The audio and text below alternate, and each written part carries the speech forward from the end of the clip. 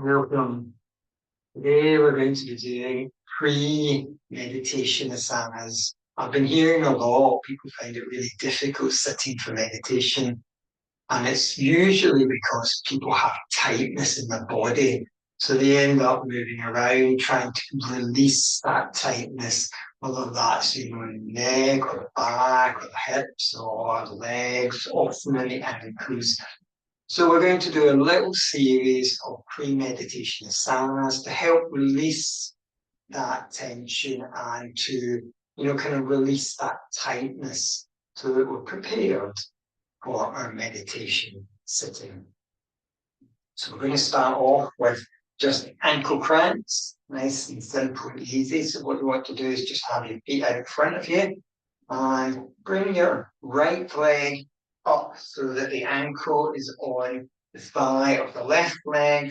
Hold the ankle with your right hand. Take the toes with your left hand. And all we're going to do is rotate clockwise and then rotate anti-clockwise 10 times.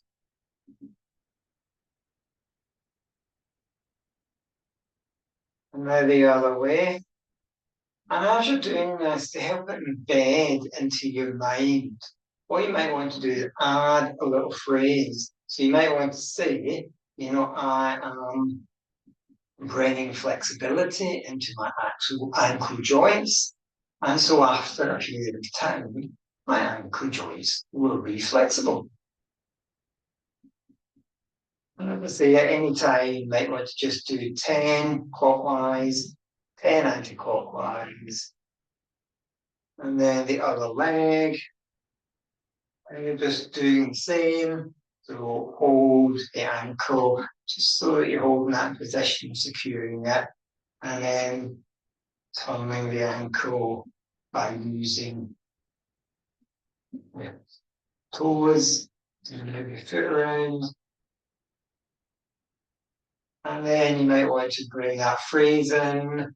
So I am bringing flexibility into my ankle joints. So over a period of time, my ankle joints will be flexible. And now what we're going to do is the half butterfly. So again, just bring your leg up so that your ankle's on the side of the other leg. And what we're going to do is hold the knee and we're just going to pulse up and down. So the leg goes up and down, up and down. And you might want to bring that phrase in. So this time what you're doing is I'm bringing some flexibility into my hips. And over a period of time, I will be able to move my knee all the way down to the floor.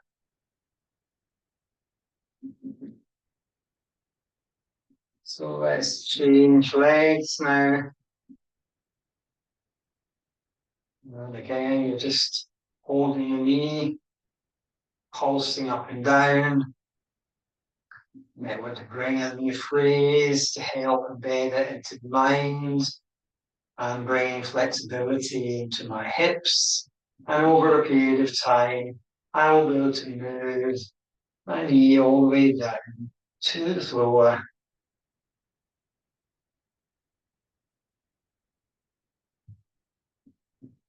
And you might want to start off doing 10 or 20 of those, and then build up to 50 or so.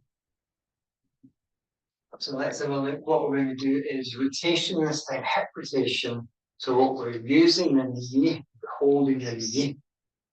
So again, make sure that you're placed nice and securely on your thigh of the opposite leg. And what you're doing now is just turning the knee. And by turning the knee, that, of course, is rotating the hip. And again, 10 one way and the other way. And you might want to bring in the phrase here. I am bringing flexibility into the hip. And so over time, I will be able to bring my knee all the way down to touch the floor. Oops.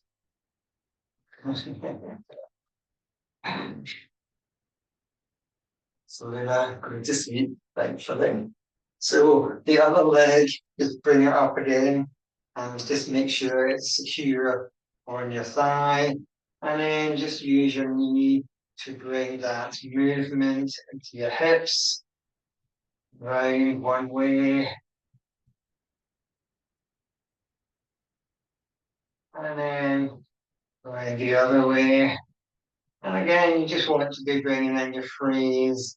I am bringing flexibility. So after a period of time, my knee will be able to reach the floor. And just allow yourself to maybe do, I would say, maybe 10 one way, 10 the other way, build up to 20. So what we're going to do now is a squat. So we stand up. And you want to be protecting your feet here. So if you can squat and keep your soles of your feet flat on the ground, that's great. If your heels are going to come up tall off the ground, then do as I'm doing and use a little cushion or something to protect tendons underneath. You don't want them ripping. So you want your feet pointed out at 45 degrees. Intertwine your hands in front of you, and you're just going to lower yourself into a squat and come back up. And we're going to do 10 of them.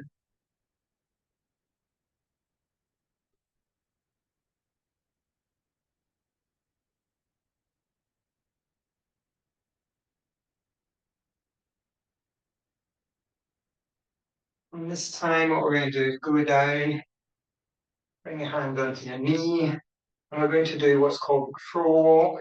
That's just move the right knee down in front of you, bring it back up, move your left knee down, back up, and just go down each side as far as you can for the moment, wherever your body allows you to go. And so bring in that freeze. I'm bringing flexibility into my hips. And over time, I will be able to move my knees all the way down to the floor. I will be able to walk comfortably. And the crow walk. There you go. What we're going to do now is just sit back down again. And we're going to do what's called, it's just, oh yeah, churning the mill. Let me just get this one right. Churning the mill. So you want to just open your legs and you want to open them as far as is comfortable for you at this moment in time. So you'll have to determine where that is. Some people, it might be really quite wide. For others, it might be quite close. Just decide what's comfortable for you at this moment in time for your body. So what you're going to do is bring your hands out and intertwine the fingers in front of you, making sure that the arms are straight, parallel with the floor in front of you. And you're going to basically rotate all the way around in a nice big circle. You bring us forward as far as you can, back as far as you can. Just turning your arms round. And what you're doing here is you're bringing flexibility into the body. You're bringing flexibility into the lower back and also into the abdomen. And so you might want to add the phrase, I am bringing flexibility into my body, my abdomen, my lower back.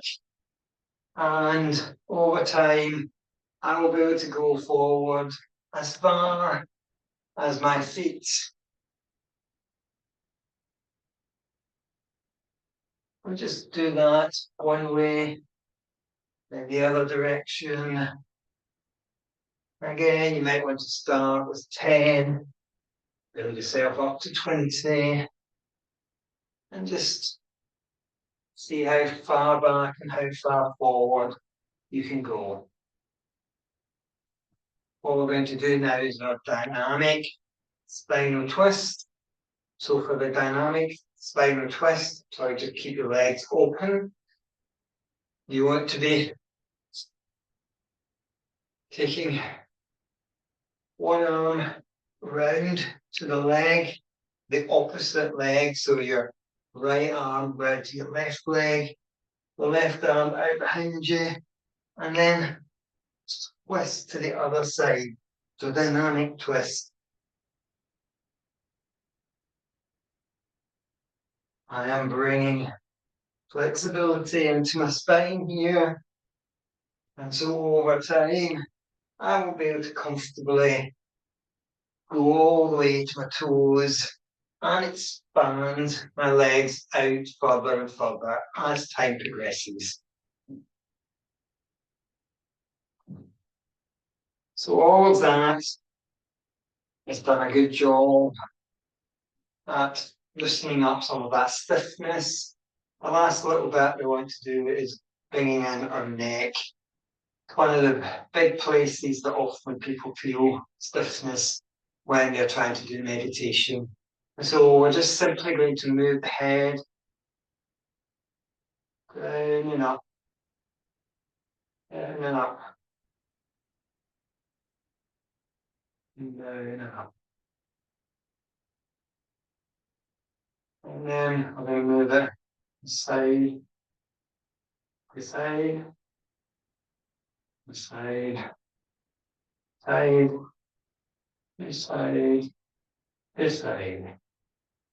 And then just do a nice rotation to the head.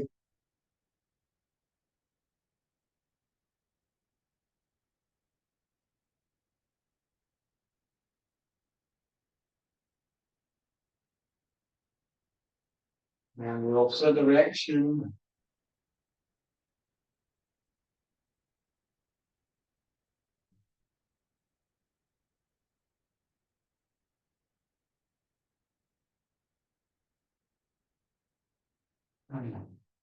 And so thank you.